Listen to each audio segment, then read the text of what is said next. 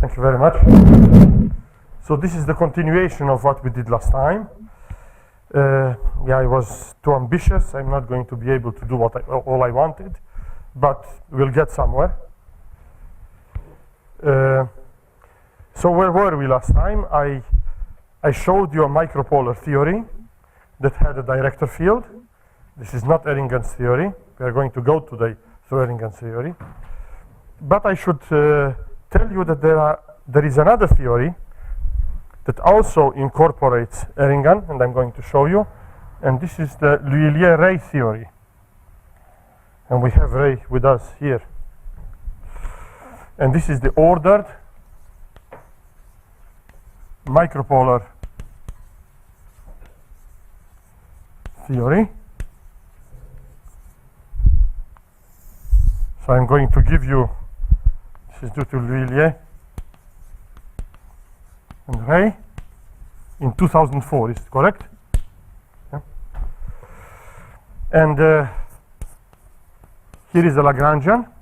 Same variables as we had before. If I change a variable or I put a new name, I will tell you what it means. U, it's the usual Eulerian velocity. Nu is chi dot chi minus 1. This is a skew-symmetric matrix or a vector. J, a symmetric matrix, the micro-inertia tensor. N and rho. And this is the only thing you can write down.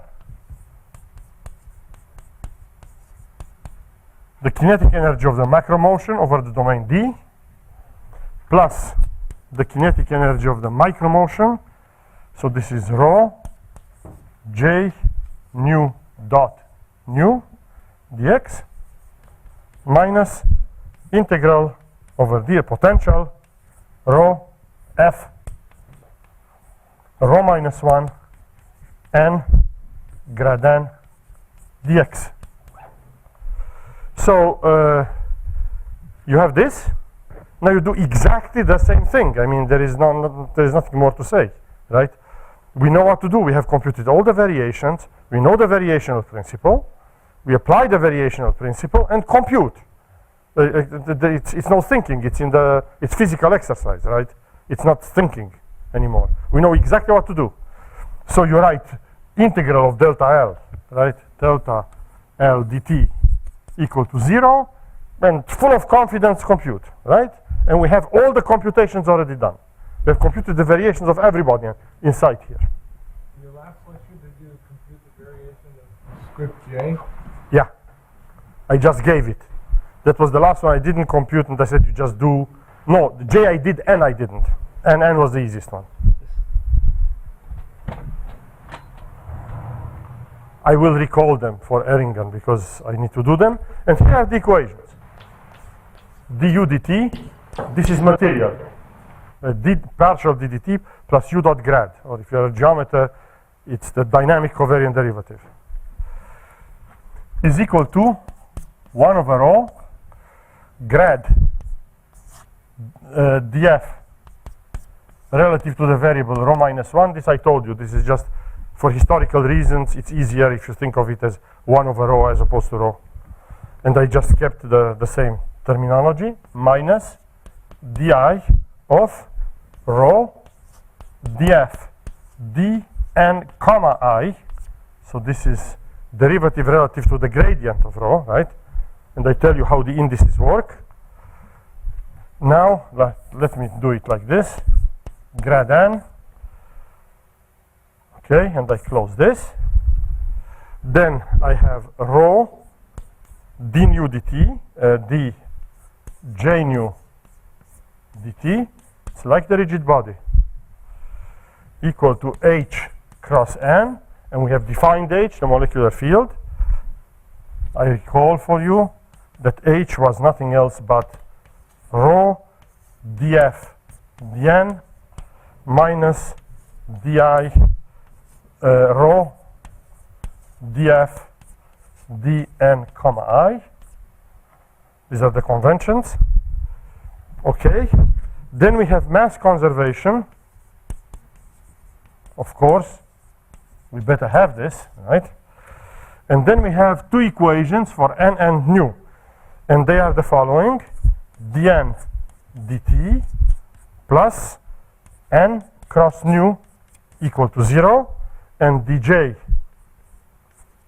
dt plus j, what I call nu hat, equal to 0. So I have to tell you, I have to remind you what this is.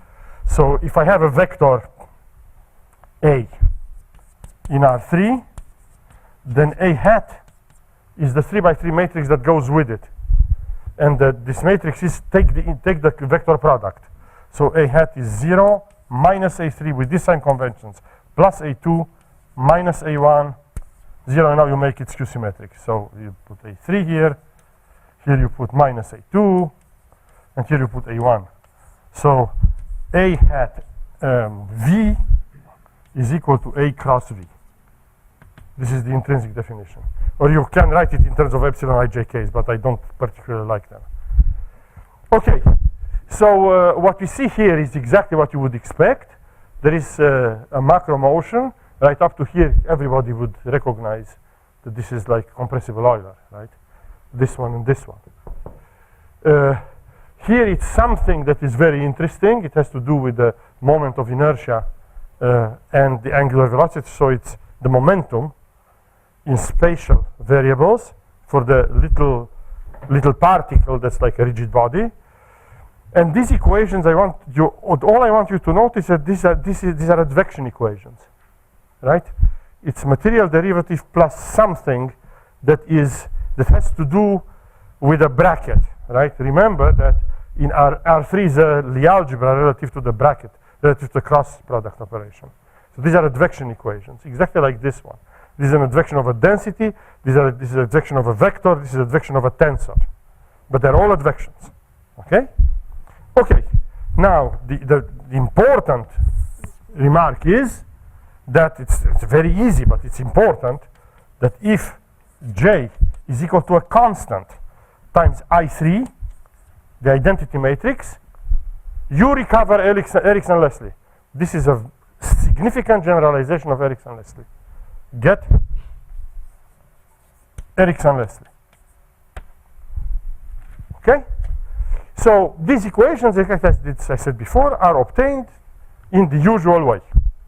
Exactly as if you have the Lagrangian, I computed all the variations, you put the variational, Hamilton's variational principle, and just compute.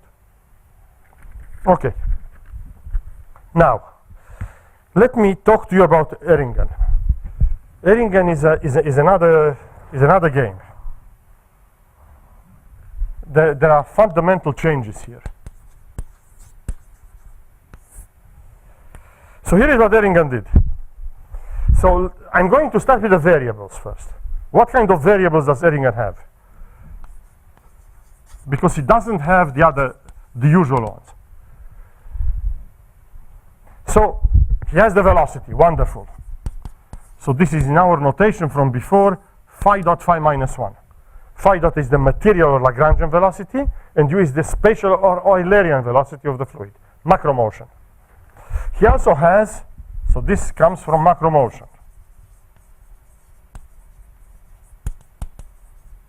There is also micro motion, which we know, this is given by nu, and this is chi dot chi minus 1, composed with phi minus 1. This is multiplication of matrices, and the result is change variables by the particle relabeling group, which is phi. So this is coming from the micro motion.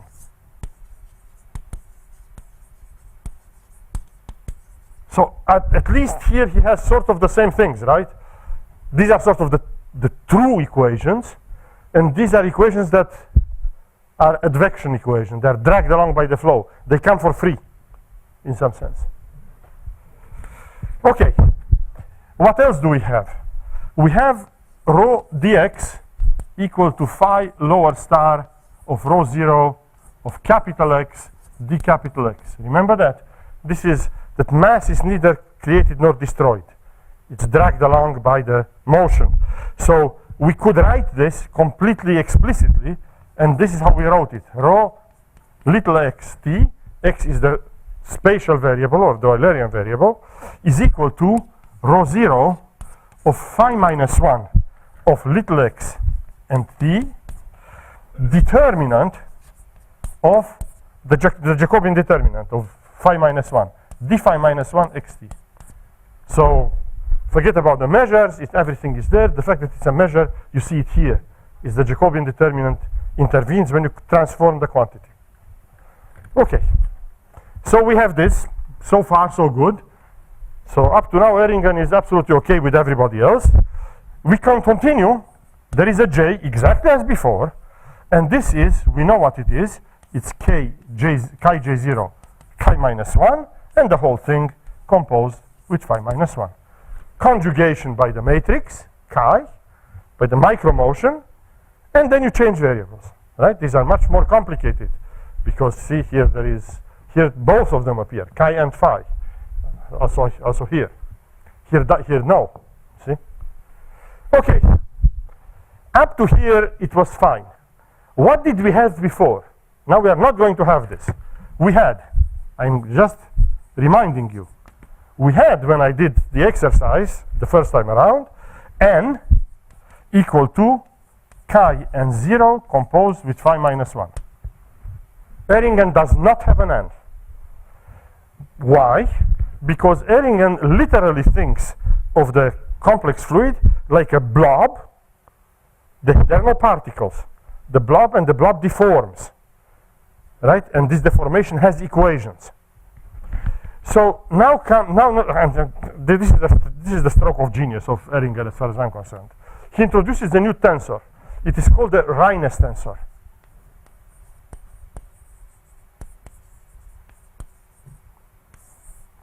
So I'm going to tell you what it is. He calls it gamma.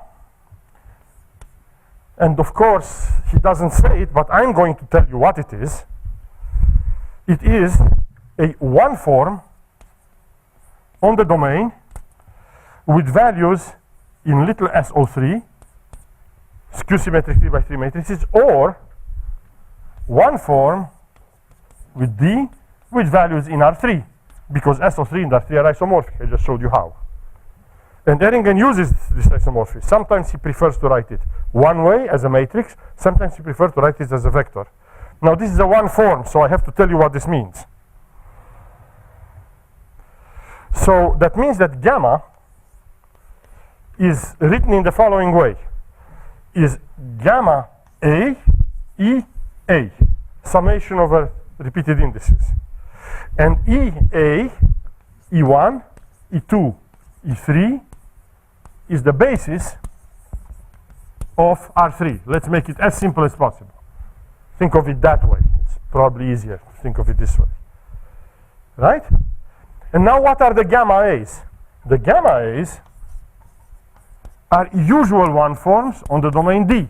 In other words, my gamma A, each one, is something like this. Gamma AI dxi. Right? Just to make it clear. Right? So this is the object that Ehringen introduces. So sometimes it's quite confusing if you look at him.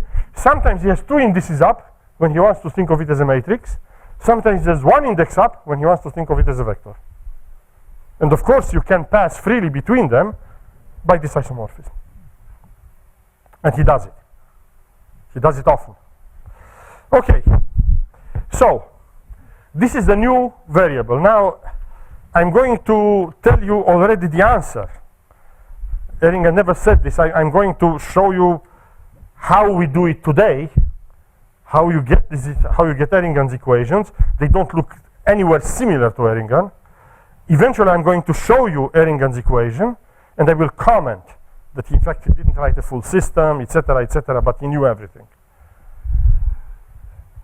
So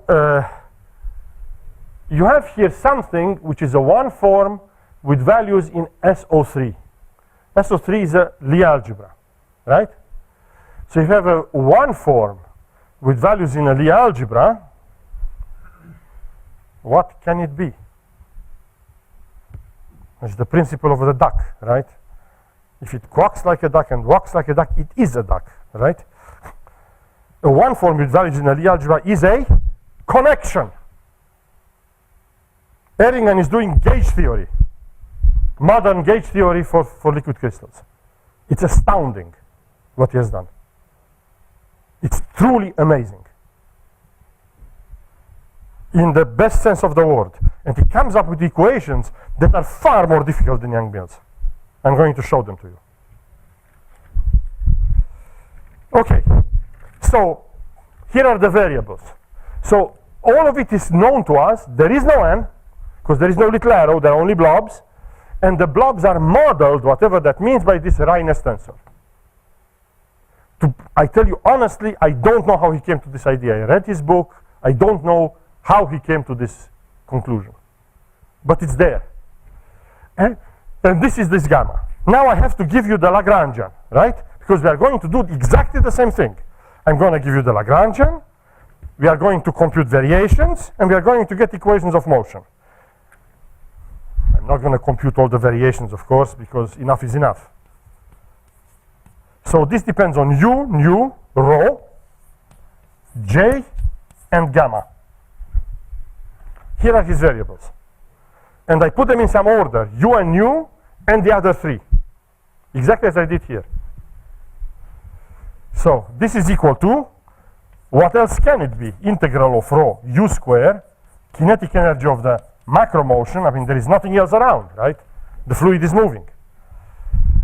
Plus 1/2 integral over the domain D of rho j nu dot nu dx. What else could you put? Is the kinetic energy of the blob, right? If you do rigid body equation, that's why I did the rigid body last time. This is it. And now you have minus a potential. Integral over d, rho, I'm not going to call it F, because it's not the Ose-Frank energy anymore. The variables are completely screwed up, right? So I'm going to call it capital psi of, it depends also on, historically, on rho minus 1. So 1 over rho as a variable, j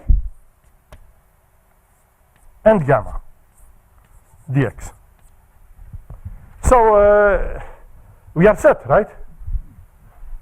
We are completely set. I have the Lagrangian. I write Hamilton's principle. I need the variations. Well, let me recall them for you. We have all the variation except one. I mean, this is the beauty of it. I don't want to... Okay. Don't want to erase that yet. Okay, so here are the variations.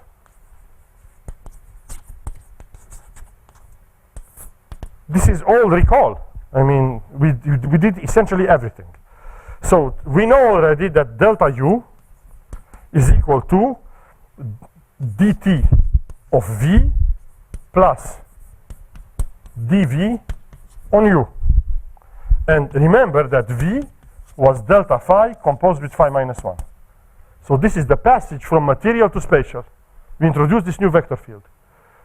This vector field vanishes at the endpoint because delta phi vanishes at the endpoint. There's a missing term in del Pu. Minus du dot v. Oh, yes. Thank you. Delta rho is equal to minus div rho v. Then delta nu is equal to dt of a new variable zeta. I will recall you who this is, plus zeta nu plus d zeta u minus du v. And zeta here, let me put it here, zeta was delta chi, chi minus 1. And we have dj, delta j. And delta j was minus dj nu minus j zeta. So we are done. If I need to compute one more, gamma. Right? So I will need to fill this in, and I will fill it in a second. Delta gamma equal to. Once I have this, I'm done. I just compute the variational principle, right? So I have to tell you something about gamma now, right? So who's gamma? What is the formula for gamma? How do you compute these variations, right?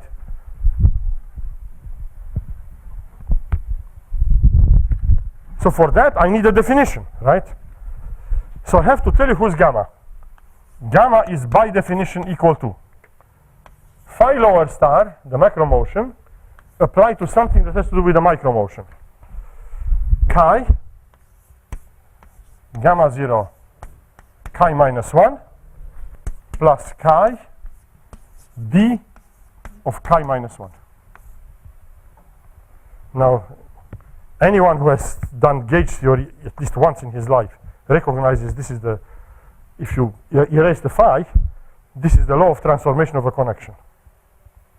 So if I give you a connection gamma 0, how do you transform a connection under the gauge group? This is how you transform it. Okay, I want you to notice that this thing here is a term that doesn't depend on gamma 0. So all of this is affine. This is actually important, but we'll probably never get there in these lectures. And therefore, now you're supposed to compute. Now the computation is much longer than what we have done before.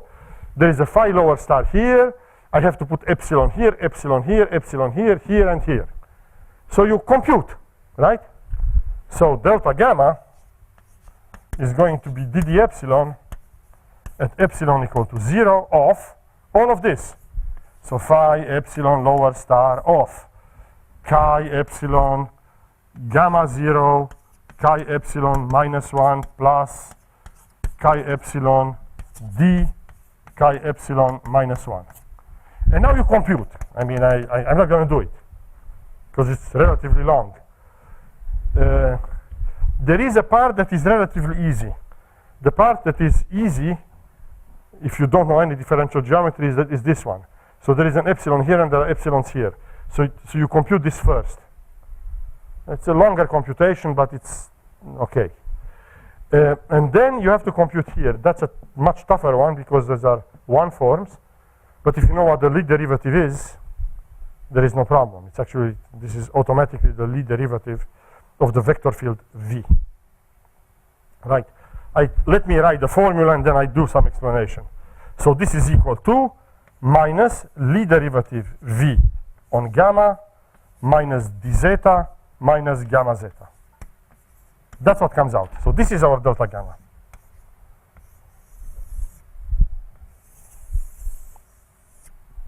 Now, what have I used here? I have used, let me put it just here so that this is one of the formulas that, I mean, if you know zero differential geometry, you should know this formula. If I give you anything, a manifold M, and I give you a vector field X, and the vector field X has flow, let's call it Ft, right? Then there is a fundamental formula that says that ddt of Ft upper star, let's even assume that this is time dependent. Let's have it as general as possible.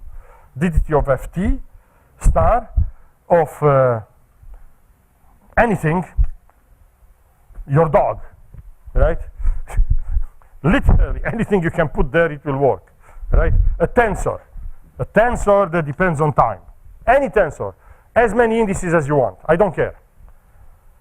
T of t is equal to Ft star, lead derivative of xt of dt, sorry, I should write it in a nicer order. dtt dt plus lead derivative xt dt. I can't emphasize how important this formula is. It's the workhorse of calculus and manifolds because it connects algebra, the lead derivative, with dynamics, with the flow. Right? Each time you have such a formula, it's very important because it connects two different fields and you can use techniques from one field to the other one and you can transfer technology as you wish. And this is what's happening here. So this is what I have to do here. Now this is lower star. So lower star is upper star minus 1, and that's where this minus comes from. Right? And the phi epsilon is the, I said here flow, but I shouldn't have. I should have said the evolution operator, because everything is time dependent. There is no flow property. There is no addition. Right? It's completely general. And this, I need it here. And then phi epsilon generates the vector field V, as you have seen there. That's why I put it up there. V is delta phi composed with phi minus 1. So that's the vector field that I'm looking at, whose evolution operator is phi epsilon. So that's where it's coming from. So this, if you know differential geometry, this is obvious. The first term is obvious. It's instant. Right? If you want to compute it by hand the way I've done it, God help you. Right? Because you have to redo all the calculus on manifolds. But anyway, here it is. So at this point we are done, right? I have I have a Lagrangian, I have all the variations. Write the variational principle, you will get equations. Who are these equations? In this variation, gamma, bracket there, right? Yeah. That a bracket That's a bracket of skew symmetric matrices. because it's at star. Yeah, but this is a bracket of matrices. This is not a bracket of vector fields, right? It's a pointwise bracket, so I have to apply it to an x. Then gamma of x is a one form with values in SO3. This is values in SO3. If you apply it to a vector, you hit the vector here, right? Now you got two skew symmetric matrices, you bracket them, you get a skew symmetric matrix.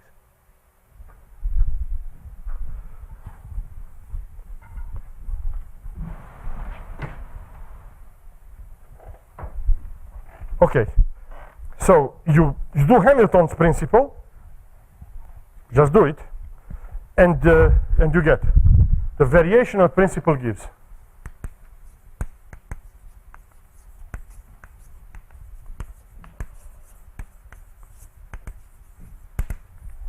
so here are the equations. Now these are the Erringan equations written in a humane fashion. I will show you the original Erringan equations and the missing equation at the end. Rho du dt is equal to grad delta d psi d rho minus 1 minus dk parenthesis rho d psi d gamma ak. Notice I have two kinds of indices on purpose. Some are ijk, some are abc, right? This is a manifold index. This is an index in R3. This is a Lie algebra index. I will come to this in a second. Erringan did only two mistakes, as far as I'm concerned. How he managed to do only two is beyond me. Okay? Because it's incredibly complicated. All his computations are actually correct. Gamma A. J d nu dt minus j nu cross nu. What more do you want? It's the rigid body equation. Literally, pi dot equal to pi cross omega. This is pi. There is a little twist. These are covariant derivatives or material, and the j is out, but okay. Morally. And now it has, of course, a right-hand side. Minus 1 over rho div of rho d psi d gamma plus gamma A cross d psi d gamma A. Next one. So these are the true equations. The true equations, the momentum equation for the macro motion, the momentum equation for the micro motion. And now we are supposed to get to the advection equations, right? And sure enough, this is no news. D rho dt plus div rho u is equal to 0. Mass is conserved. The other one is no news either. We had it behind this blackboard. Is the J equation. It's exactly the same equation. So dj dt plus j nu hat equal to 0. Okay? So you say, well, hold it. It's in the rigid body, I don't have j moving, right?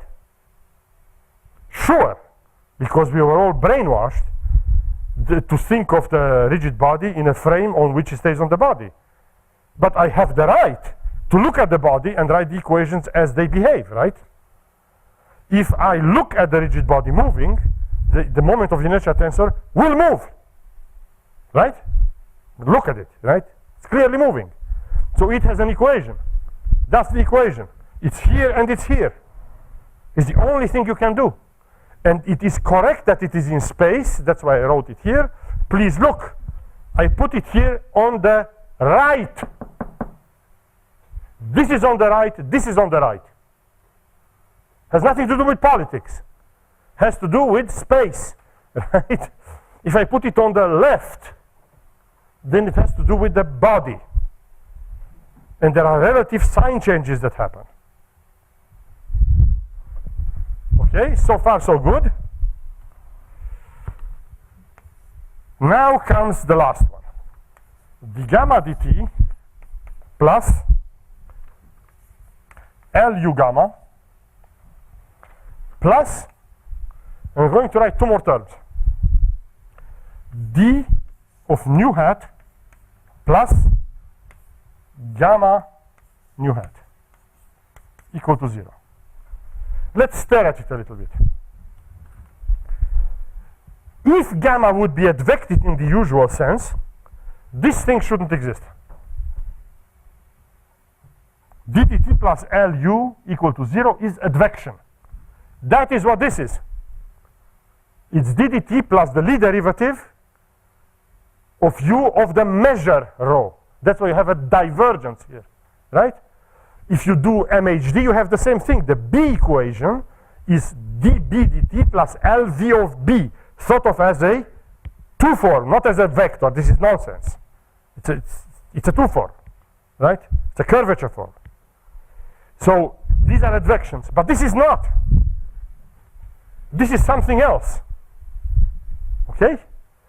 Now, if you are a geometer, you recognize this instantly. This expression is standard.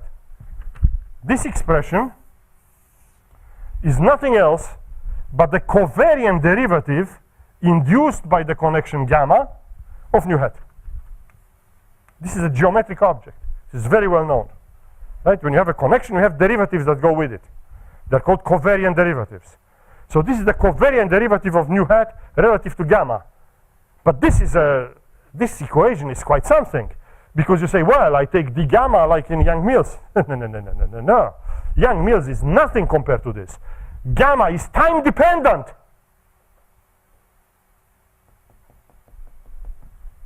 You never see a Young-Mills guy daring to make his gamma time dependent. Doesn't even come close to it. Erringen is miles ahead of them. It's astounding what he has done. Okay? Now, in full honesty, Erringen never wrote this equation. I'm going to show you more.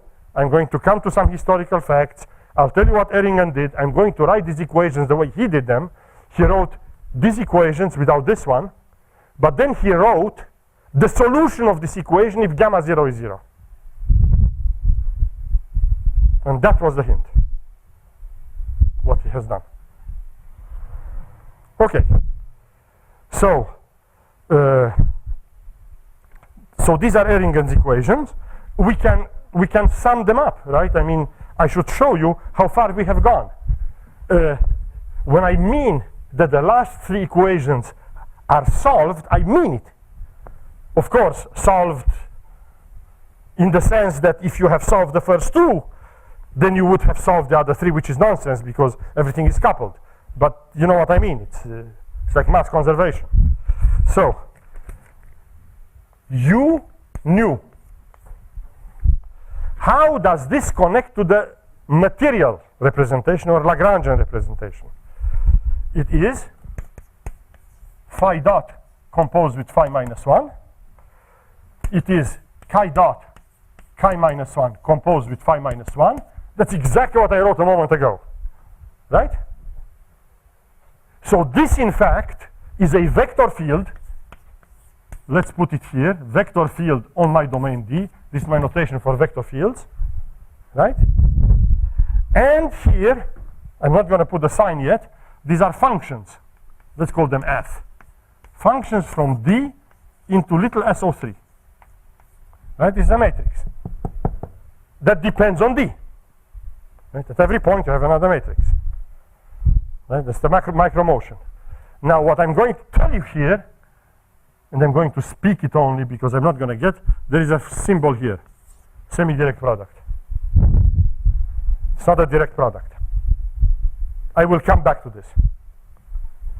Okay, so I know, if I know phi dot and chi dot, then I know u and nu. And conversely, of course, this is easier said than done because you have to solve something, right? But if you know these guys are solved. They have formulas. So, rho is equal to rho 0 composed with phi minus 1 determinant, the Jacobian determinant of d phi minus 1. I'm repeating what I already told you. There is no big philosophy here anymore. My j is equal to chi j0 chi minus 1 composed with phi minus 1. This is genuine advection. It's dragged along by the flow, right? According to his nature, right? Rho is a density, and the dragging along by the flow involves a Jacobian determinant because you have a change of variables, right? First year analysis. And here, this is being dragged along by the flow as a function. Okay, the values are in Lie algebra, but they are functions. So you just just change variables. Okay? Fine. And now gamma comes. Gamma is phi lower star of chi gamma chi minus 1 plus chi d chi minus 1. This is not an advection. It would be an advection if this wouldn't be here. If this term would be absent, this would be an advection. Right? It's dragged along by the flow, by the macro flow and by the micro flow. No, no, no, no, no. There is more. There is this term. And this term here, I emphasize again, is affine. I changed something that used to be linear to affine. Right? This is known to algebraists. These are called central extensions and these are called cocycles. But this is relatively abstract algebra. I will not go there. I'm just pointing it out. Okay, so this is exactly what I said. These are the true variables. The other ones go along. Here is the solution. What Ehringen explicitly did in his book is he put gamma 0 here. He put gamma 0 equal to 0. And he said, my gamma is this, phi lower star of this. Of course, he didn't write it with phi lower star either, but okay. He wrote what he should have written, that it's phi lower star, but he wrote it correctly. Okay, this is what he got. Okay, now, he takes this as his definition of gamma. Now, unfortunately, neither Francois nor I have done anything about the Hamiltonian side, right? So let me show you some Hamiltonian sides. I'm going to show you one thing, though. And I'm going to do it for Ehringen because this is the most complicated one. So we know that if we have a nice Lagrangian, and this Lagrangian is as nice as it gets, right? It's kinetic energy minus potential. So you clearly can invert the Legendre transformation, right? So there has to be a Hamiltonian version of this. And the Hamiltonian version has a Hamiltonian function and a Poisson bracket.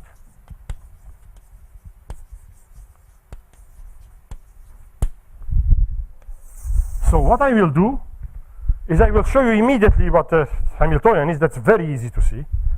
The Poisson bracket is another story. I'm just going to give it to you and then comment on it. So, define du Legendre, right? M, by definition, is equal to del L del U equal to rho. I'm going to denote it like this, with U with a musical flat here. That means that I think of it with the indices down as opposed to the indices up. It's a one form. It's not a vector. Careful. And I really mean this. I make this distinction. And I have to define another one, kappa. So I do the Legendre transformation relative to the two variables. These guys, they just go along. Kappa is equal to del L del nu. And I know what this is. It's rho J nu. I mean, you look at the Hamiltonian and you see what it is. It's very easy, right? Now, the Hamiltonian is going to depend on the variable m, kappa, and the parameters rho, J, gamma. The parameters just go along. And this is equal to P Q dot minus L, for God's sake. I mean, this is very easy, so I just give you the answer. So it's 1/2 integral over D, comes as no surprise, 1 over rho m squared, sort of as a vector after you move again the indices, plus 1/2 integral over D, 1 over rho J minus 1 kappa dot kappa dx. And you're not going to have minus potential, you're going to have plus potential, plus integral over D rho psi of rho minus 1 J gamma dx. So here's my Hamiltonian. Okay? Now I'm going to do the following thing. I'm going to say that if you do f dot equal to fh, and I'm going to tell you who this bracket is, that will give you Erringen.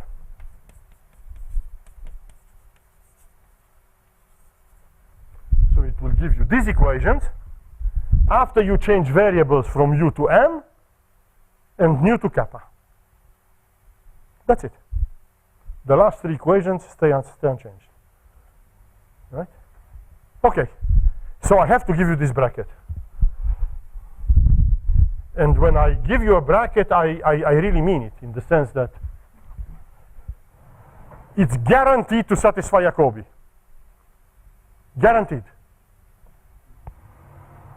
We have technology that guarantees it. I don't need to compute anything. If you have nothing better to do, go ahead and check it.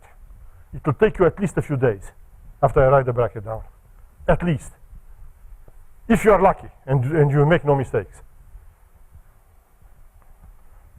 It will take the whole blackboard.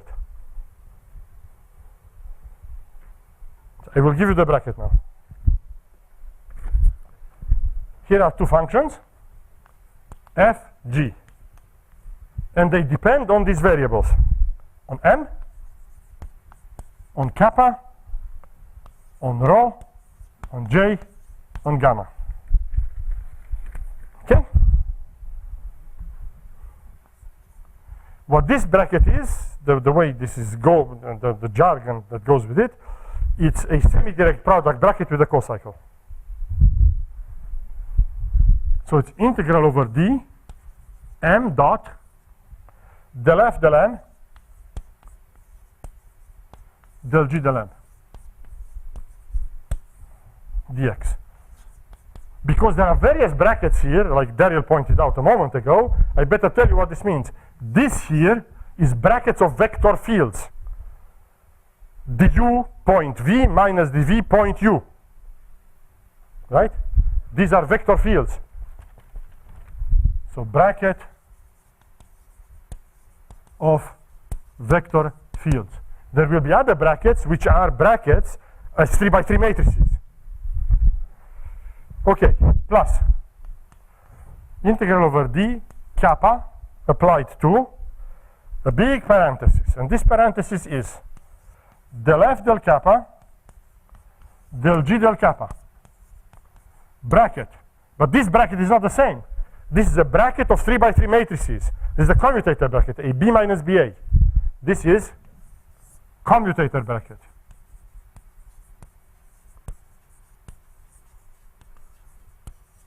In fact, if you see where these objects live, there is only one choice.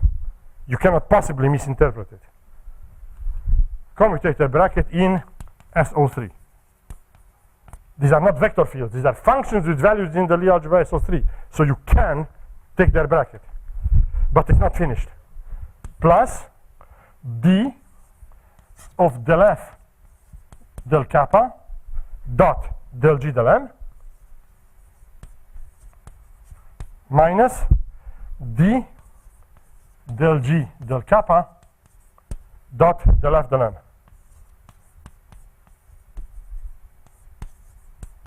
Right? It's a function with values in the Lie algebra, but that's neither here nor there, right? I take the differential, it is allowed to eat a vector, right? Plus integral over d of rho, parenthesis, d del f del rho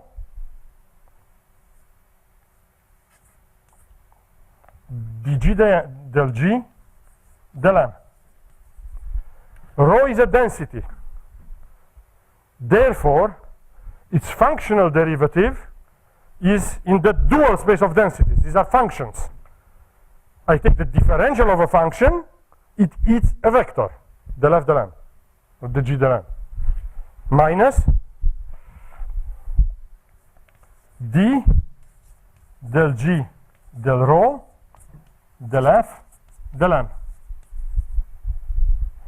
Okay, I close it, dx. Plus integral over d, j,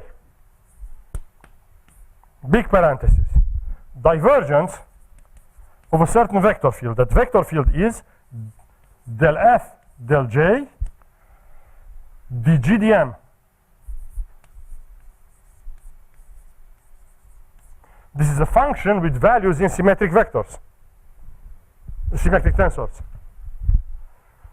Plus the bracket, commutator bracket, del f del j, comma, dg d kappa. Symmetric matrix, bracket with a skew symmetric matrix. Right? And now the other way around, minus divergence of del g del g del j del f del m plus the bracket, in fact minus the bracket d del g del j, comma, del f del m. Close the x. It's not finished. Plus one more term. The gamma has to appear, right? There's no gamma.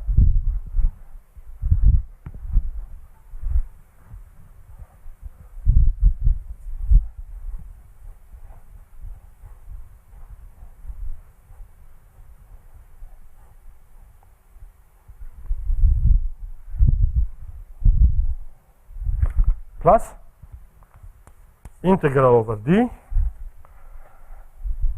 This guy is much worse. These guys have nice, look at them, they're nice. M, kappa, rho, j are linear. You see this? and then something happens. There's something linear about this. This guy's not. D gamma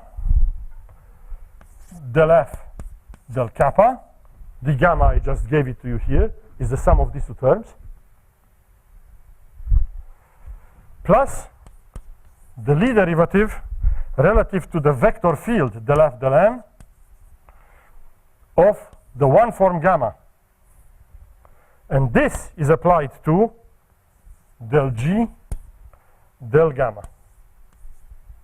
minus the other way around, minus d gamma dg dk d kappa plus Lie derivative del G del M of gamma applied to del F del gamma. I close the big parenthesis dx. This is it. That's the Poisson bracket, and I guarantee you it satisfies Jacobi. No questions. Have I verified it? No. I don't need to because I have a theorem that says it. Okay? I warn you in the, especially, I have seen in these past few months, I will say no names, so-called Poisson brackets that are Poisson brackets over my dead body. There is no way they satisfy the Jacobi identity. So I don't know what they are. So the point is that I can write f dot equal to fh with the h that I have given you before. And this, with this bracket, if you do this, you will recover the Erringan equations. That's the Hamiltonian story. Okay, now, I should show you, I want to close this, this part. I want to show you what Erringan actually wrote. I'm going to erase things now. So, you know, the story's over. We could go home, it's done, we understood it, it's finished, right? I want to talk about gamma as a, Go ahead. As a one form, right? Yeah. And the connection to Yang-Mills. We've been talking about this since the beginning of the program. So the gamma corresponds for Yang-Mills to the Yang-Mills vector potential, right? And that's the connection in Yang-Mills. Do you have any ideas what the corresponding field, covariant, I mean, if you want the field theory for this, it can be done. I know, but I'm talking about the physical interpretation of the curvature corresponding to the connection form gamma. Okay, let me tell you that. I didn't want to go there. There is a way to reformulate Erringan's equation without gamma only in terms of the curvature of gamma. If you do this, there is an advantage. The bracket becomes purely Poisson. There is no more co-cycle. And these equations are equivalent to Erringan's equations, provided you can solve covariant gamma equal to the curvature. Right? This is an elliptic problem, right? So in principle, yes. So that exists. So the Rhinus tensor has a curl in some sense, which is like a magnetic field. Yeah. The force is somehow like a Lorentz force associated with that magnetic field. So I'm just raising the issue for discussion about what is the relationship between Erringan's theory and our usual interpretation of Yang-Mills theory. Yang-Mills looks at stationary solutions, it has no dynamics, it wants to see critical points of the functional. It has dynamics. You can do time-dependent Yang-Mills. Sure, but not the way they do it with the F square, F wedge star F. No, when they do this all this topological theory. Okay, so do you think it's worth discussing further? Yeah, I mean, as I told you, I don't really understand. I mean, if you ask me physically what this Reines tensor is, I cannot tell you. But these are the equations. This gamma quantity in this one form in Eulerian coordinates is an important variable in liquid crystal theory and in micropolar theory, and it has an interpretation. Maybe the point is here, the vector thing corresponding to the vector potential in the Yang-Mills theory has a physical interpretation here. And you don't need to go to the curvature. But maybe the curvature also has a physical interpretation. In Yang-Mills theory, you have to go to the curvature, okay, to write down the field equations. And that's the thing which has the physical interpretation. Okay. I'm glad we talked about it, because I was confused. So here are Ehringen's equations, the original ones. This is what you find in his book, in the second volume. The first one is like this: rho dul dt is equal to del L d psi d rho minus 1 minus dk rho d psi d gamma ak gamma al, and here L is 1, 2, and 3. That is not much different than what I already wrote, right? But now, I mean, for us as mathematicians, I mean, what we expect from any physicist to tell me is, please give me the equations of motion as I discovered. This is a loaded question. Most people are unable to give me this. Right? And I'm perfectly willing to buy a model, because I'm not an experimentalist. I'm not going to argue about the model. Give me a model and then I try to understand it. But giving me the model means give me the equations of motion. And pulling them out of Ehringen is not an easy feat. The second equation, so this is the first equation he writes. The second equation he writes has no ddt. Rho sigma L is equal to dk rho d psi d gamma lk minus epsilon lmn rho d psi d gamma am gamma an. And he keeps insisting this is extremely important. And he says this is an equation of motion, and you know, for me, an equation of motion means it better have a ddt inside, right? And indeed it does, 30 pages later. And where he suddenly tells you where, and now it's getting better, where the sigma, which is called the spin inertia, sigma k, is defined in a certain way. And this definition involves all sorts of other variables. jkl d dt of gamma upper L plus epsilon L mn, oh sorry, k L m j mn gamma L gamma n, which you can also write as ddt of jkl nu L. This is great, because this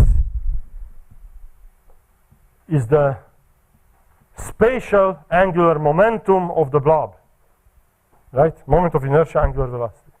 This is great. That's what it is. Okay? So now if you all plug it in, you're going to get a big mess. Okay? But you have at least a ddt. Then, of course, he writes mass conservation, which is, of course, to be expected.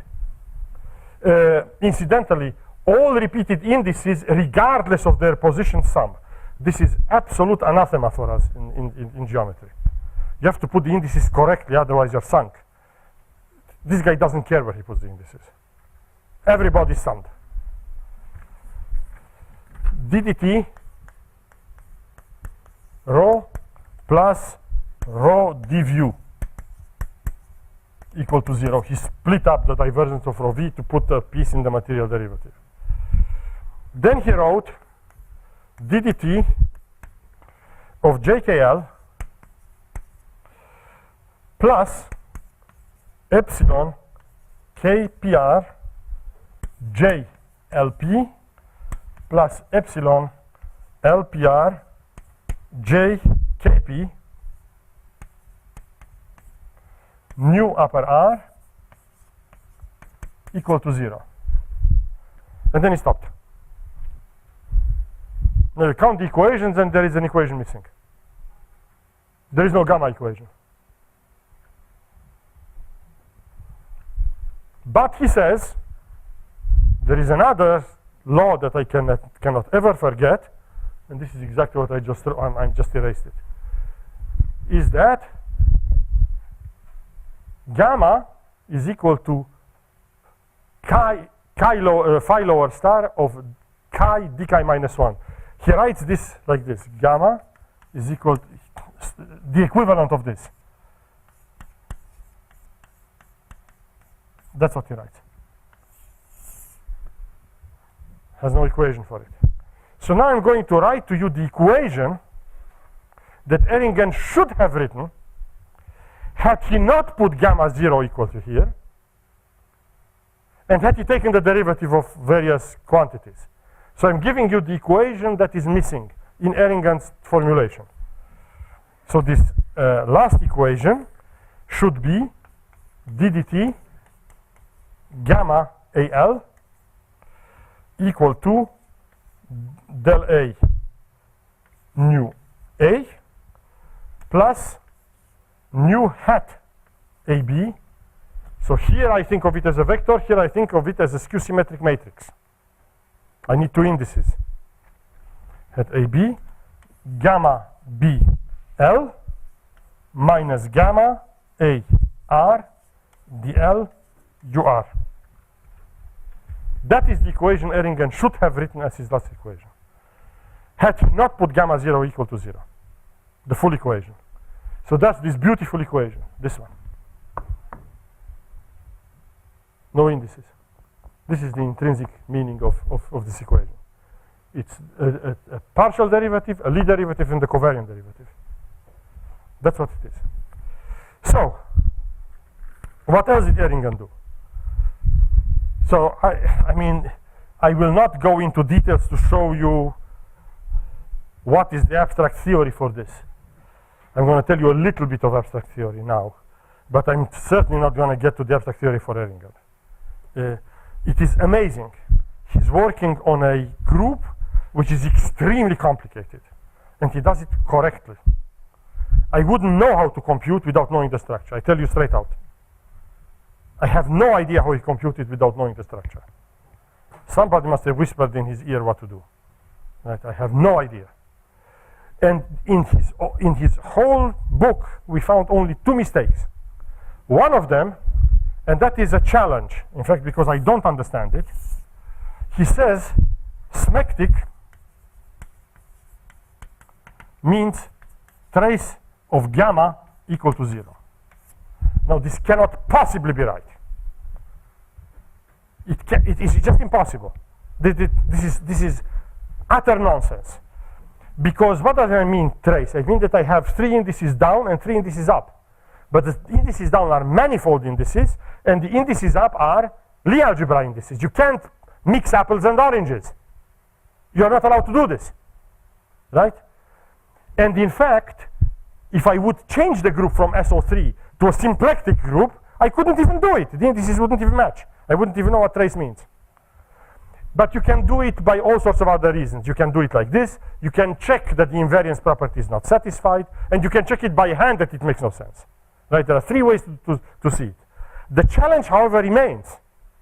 What kind of functions should we put that would define classes of liquid crystals? That I don't know. I truly don't. Because the action is complicated. The action that gives me this equation is complicated. It's the law of transformation of a connection plus the push forward. So I'm working with gauge groups combined with infinite dimensional groups. That invariant theory is a colossal subject and that's only finite dimensional. In infinite dimension, essentially nothing is known. Right? So I have no idea. This is mistake number one. That is stated, it cannot possibly be right. Right? The other thing, however, is even more interesting. He made a claim, and I do want to tell you about this. This technology does give you results. This is not because I had nothing better to do, right? It does give you results, and it solves problems. Ehringen made a claim.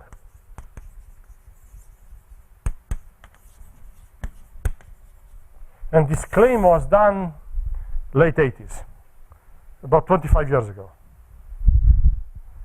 He said, set J equal to capital J I minus n tensor n. I think some of you don't even put the tensor like Alejandro, just writes nn. Yeah, that's what I mean, nn.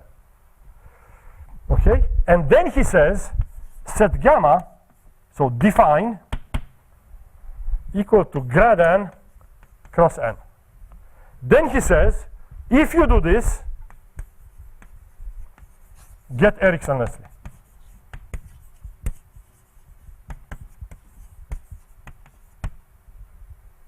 This statement is false.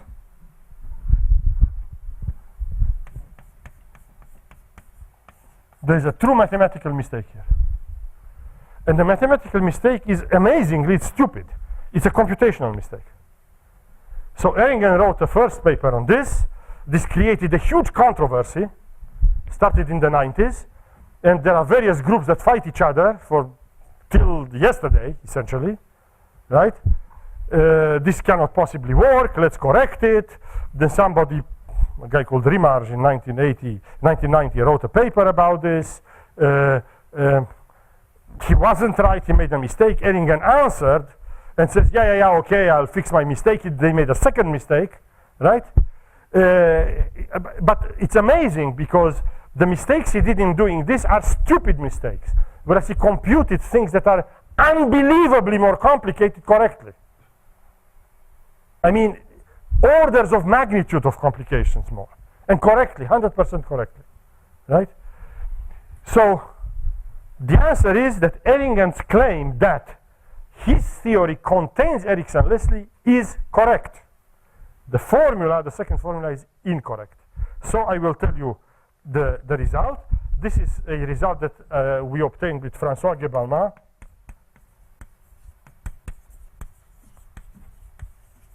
And Cesare Tronci. And it's about to appear in the archive. As we speak, I don't know in what issue. We already made the corrections. So the claim is that Ehringen contains Erickson-Leslie is correct. But how is it correct? So first you have to make the rod-like assumption. Because clearly you cannot compare them. Erickson-Leslie is a much narrower theory than Ehringen. You have to say what you have to do to Ehringen to get Erickson-Leslie. So the first thing you do is a rod-like assumption. That means you set the initial condition J0 equal to the number J, this is a number, I minus n, 0 tensor n 0.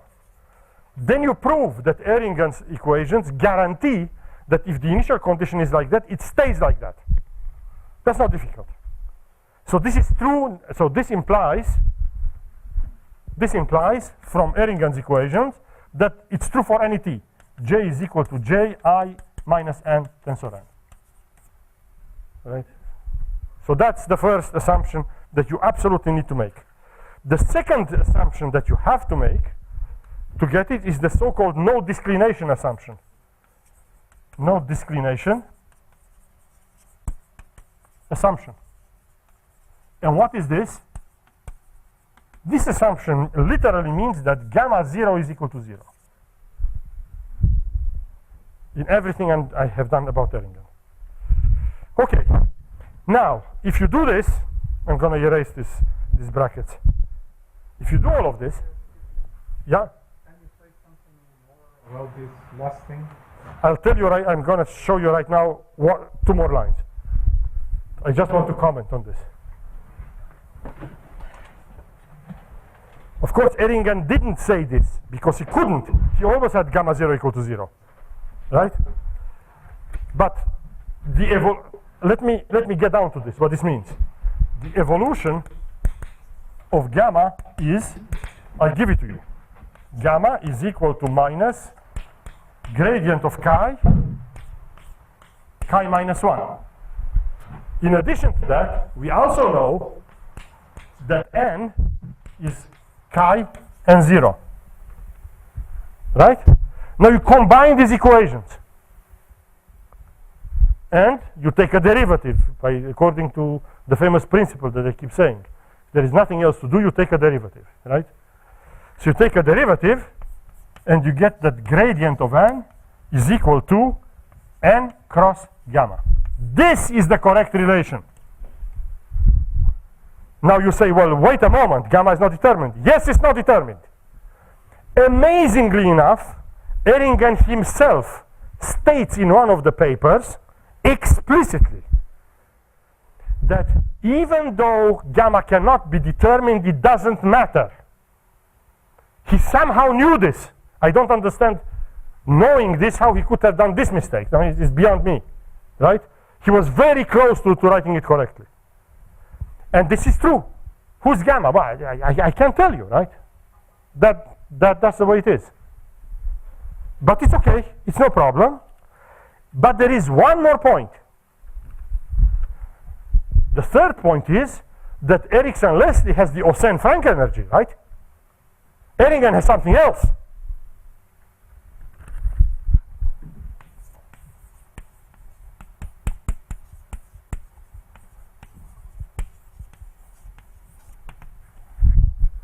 Let's recall it. Forget the rows. Everything is in the micro motion. The rest is just going. So this is K2 n dot curl n. This is chirality. And for pneumatics we kill it. K2 we put equal to 0. In fact, but we don't need to. It's so general that you can do it. Plus 1/2 K11 divergence of n square. This is the splay term. Plus 1/2 K22 n dot curl n square. This is the twist term. And now we have the bend term. Plus 1/2 K33, the norm of n cross curl n square. Right? Well, but Mr. Erringen has, there's no n, right? It works. Theorem, this is equal to a function of j and gamma, and I can give it to you explicitly. I don't know if you want to see it, but here it is. K2 over j, trace j gamma, plus K11 over j, big parenthesis, trace of take gamma, make it skew symmetric, square it, and then take the trace, times trace of j minus capital J, minus, I'm not finished here, minus twice trace of j times gamma made skew symmetric square, then take the trace, and now close the big parenthesis, plus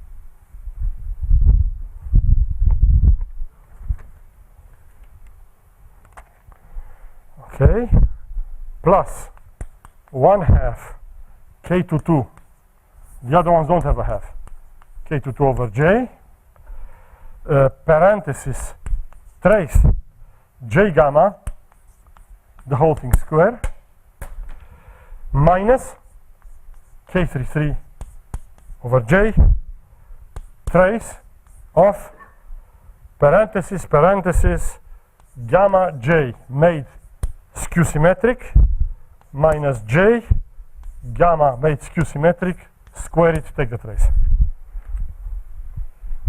So the Hossein-Frank energy can be expressed in terms of gamma and j, and these assumptions. Now we are home free, right? At this point, everything that we need in principle to prove that Erringham contains Erickson-Leslie is in place, with several caveats.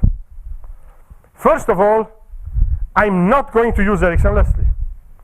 I'm going to use the other equation with nu that I gave you at the beginning of last lecture, that is equivalent to Erickson-Leslie. In addition to that, I'm not going to use Erringham either. I'm going to use another system that I haven't written for you, which is equivalent to Erringham. How do I come up with these systems, right? Where do they come from? From symmetry considerations, right? I look, it's all the time the same thing. I look at the material representation, and then I look what invariances do I have.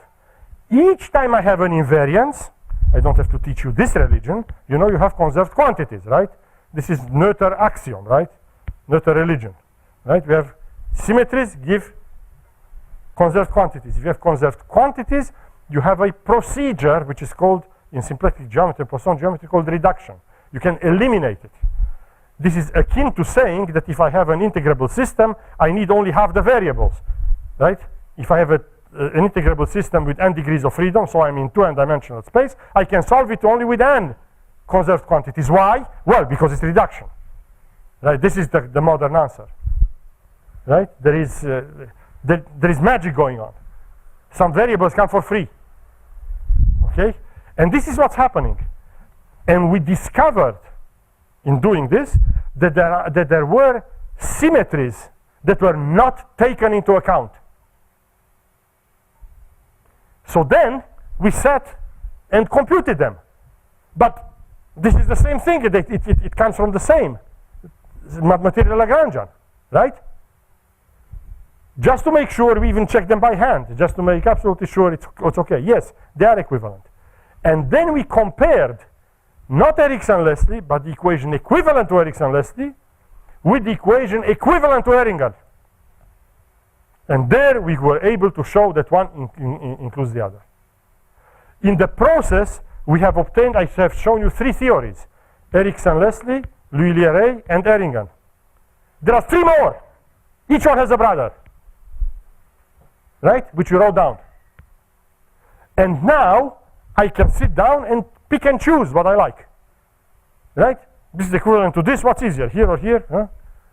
Has it given other results? Yes. With my colleagues in Moscow, we proved well-posedness of Erickson-Leslie with viscosity. But of course, we didn't do Erickson-Leslie. We did the equivalent equation. It's easier, much, much easier.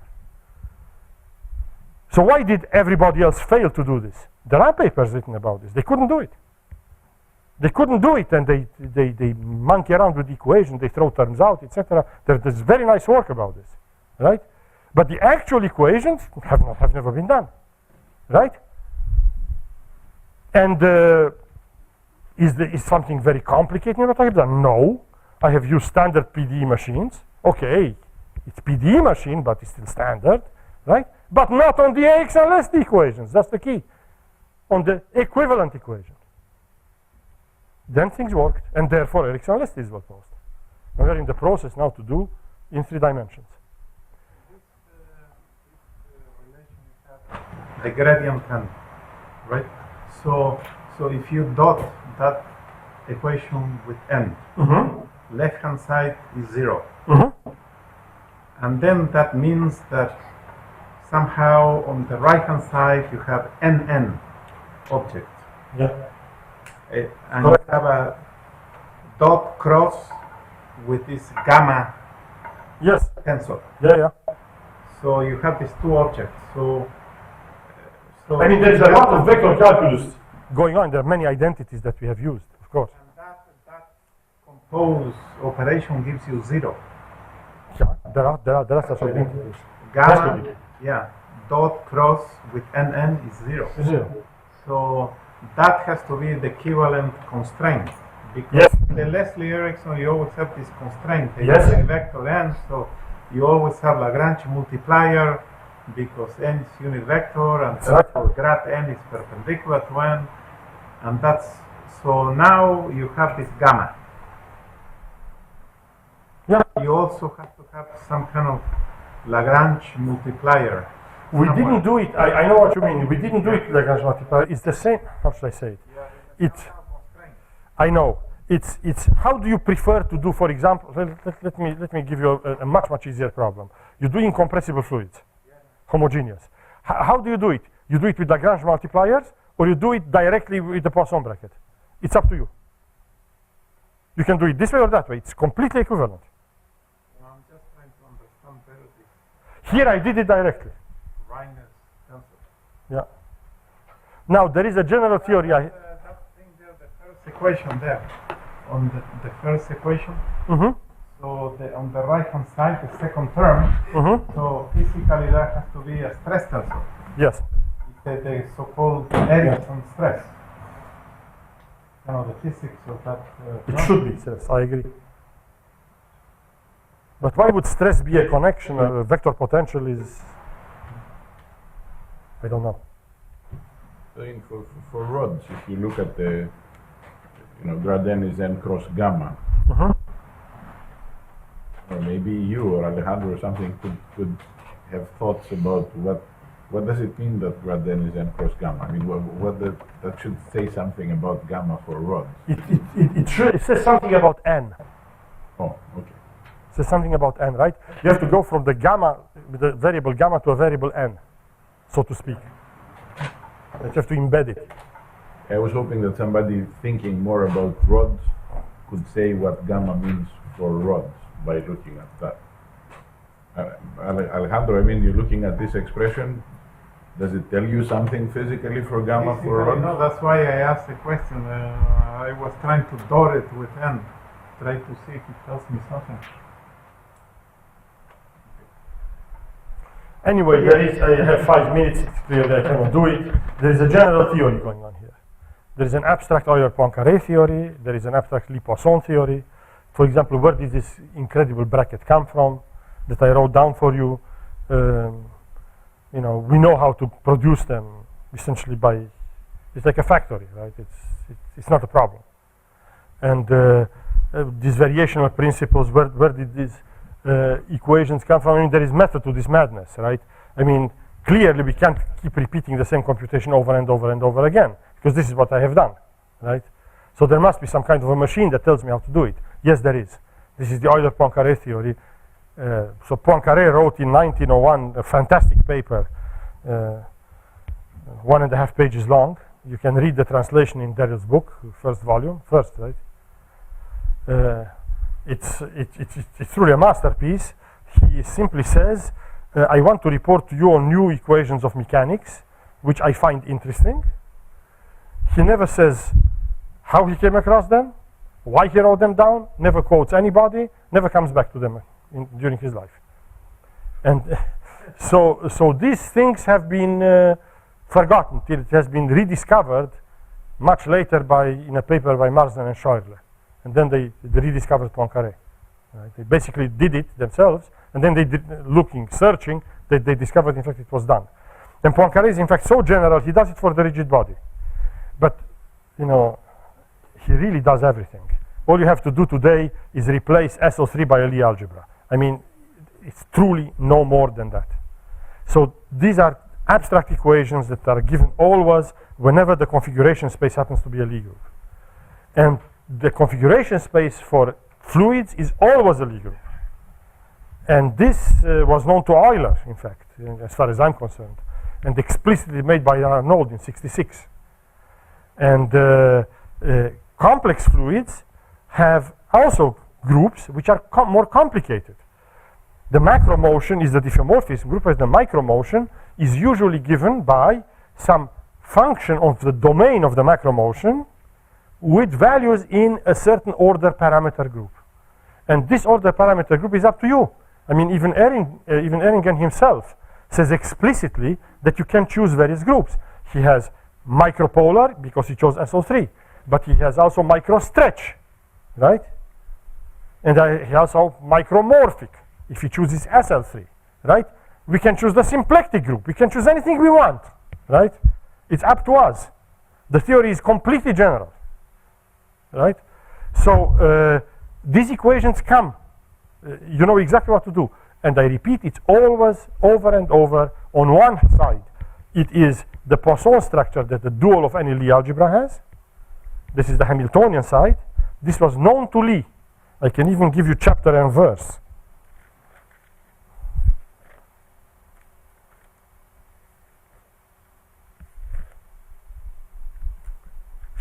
Where did I can even give you the page numbers. Yeah. In continuierliche Transformationsgruppen on page 237, Lie defines a Poisson manifold. Of course, nobody understood what he was doing. It took another 100 years. On pages 294 to 98, he defines explicitly with a formula in the middle of the page, explicitly written down, the Lie Poisson bracket that was rediscovered. Kirillov, Constant, Arnold, Berezin, and their grandchildren, right? Everybody's discovered it at the same time. It's due to Lie. It's in his book. It's not implicit, it's explicit. Framed formula in the middle of the page. Lie knew that the dual of a Lie algebra is more important than the Lie algebra, which comes as incredible today when we think of it. Lie worked very little on the Lie algebra. He worked on the dual of the Lie algebra. He knew this is more important. So Lie was doing Hamiltonian, Poincaré was doing Lagrangian. They never talked to each other.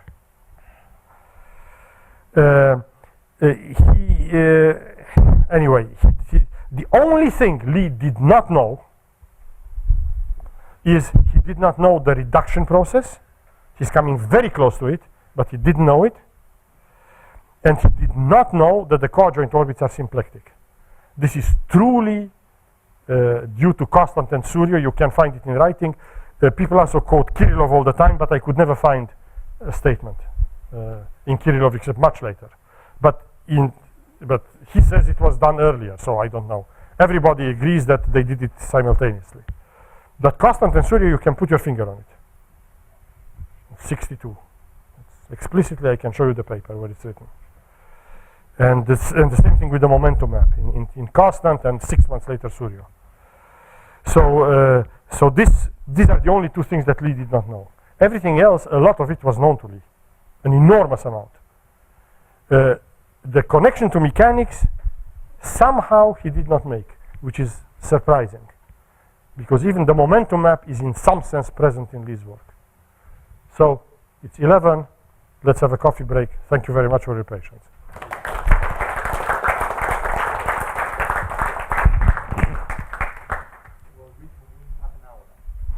If you want to ask, let's do that over coffee. Is there any relation to the two tensor theory? Well, yes.